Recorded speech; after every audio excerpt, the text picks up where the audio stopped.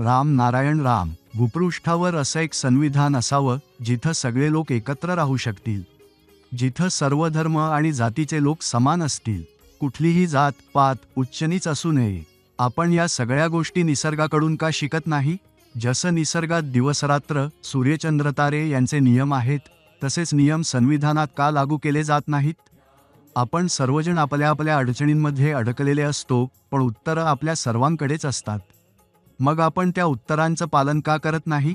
सर्वांना माहीत आहे की नाशाचा खरा कारण काय आहे. सगळे शिकलेले आहेत, समजूतदार आहेत, सुशिक्षित आहेत. निसर्गात जो एक कार्यप्रणाली आहे, तशीच कार्यप्रणाली जगभरातील सर्व लोकांनी एकत्र बसून विचार करून, चिंतन करून स्वीकारली पाहिजे, ज्यातून सर्वांसाठी एक चांगलं निसर्गाधारित संविधान तयार होईल. निसर्गात कुठल्याही गोष्टीवर मालकी हक्क नाही. आजचं संविधान, राजकीय पक्ष वगैरे सगळं मानवनिर्मित आहे. मानवनिर्मित सर्व गोष्टी पृथ्वीवरून दूर केल्या पाहिजेत. आजही मी सर्वांना सोबत घेऊन चालतो, सर्वांबरोबर मेहनत करून कमावतो. मी कधीच कोणाकडून एक रुपयाही घेतलेला नाही. माझं एक छोटं समूह आहे आणि आम्ही सर्वजण मिळून मेहनत करून आपली उपजीविका चालवतो. अशाच प्रकारे सर्वांनी मिळून एकत्र येऊन एक आवाज उठवायला हवा. आपला जन्मसिद्ध अधिकार आपण मागायला हवा.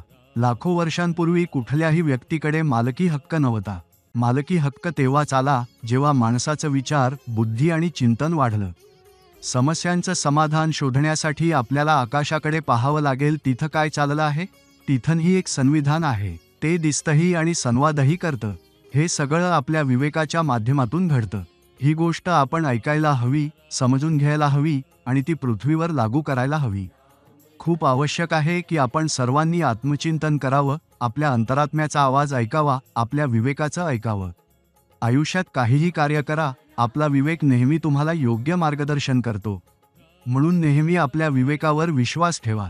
आपल्या अंतःकरणाचा आवाज ऐका. आजच्या काळात प्रत्येक माणूस सुखाच्या आणि शांततेच्या शोधात आहे. त्यासाठी आपण दरदर भटकतो, पण आपण हे विसरत आहोत की ते सुख आणि समाधान आपल्या आतमध्येच आहे. फक्त आपल्याला राम नारायण राम या नावाशी जोडावं लागेल.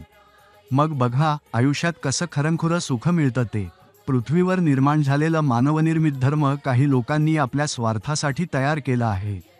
धर्माचे रक्षक, कथावाचक त्यांनी कधी मृत्यूनंतर परत येऊन विचारलं आहे का की आपण कसे आहात? पृथ्वीवर जे 400 धर्म मानले जातात ते खरंच कुठून आले? धर्माची चर्चा सगळे करतात, पण खरा धर्म आणि धर्मग्रंथ नेमकं काय आहे? प्रत्येक धर्मात वेगवेगळ्या ग्रंथांची साखळी तयार करण्यात आली आहे. जसं सनातन धर्मासाठी भगवद्गीता, रामायण, मुस्लिमांसाठी कुराण शरीफ, ख्रिश्चनांसाठी बायबल. त्यामुळे लोकांमध्ये खूप संभ्रम असतो, शेवटी कोणता धर्मग्रंथ खरा मानायचा? या पृथ्वीवर सर्वजण माणूस म्हणून जन्माला आले आहेत, पण माणसांनीच अनेक धर्म तयार करून सगळ्यांना वेगवेगळं करून टाकलं आहे. जिथं प्रत्येक माणूस धर्माच्या बंधनात अडकून स्वतःचा स्वार्थ पाहतो.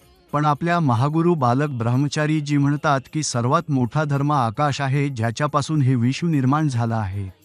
आणि सर्वात मोठा धर्मग्रंथ म्हणजे राम नारायण राम.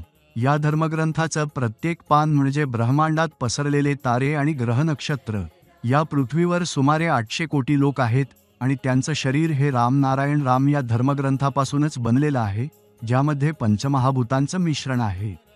आजच्या काळात अत्यंत गरजेचं आहे की आपण राम नारायण राम या नावाशी जोडावं, कारण केवळ राम नारायण राम हाच आहे जो तुमच्या गुंतलेल्या जीवनाला योग्य दिशा देतो.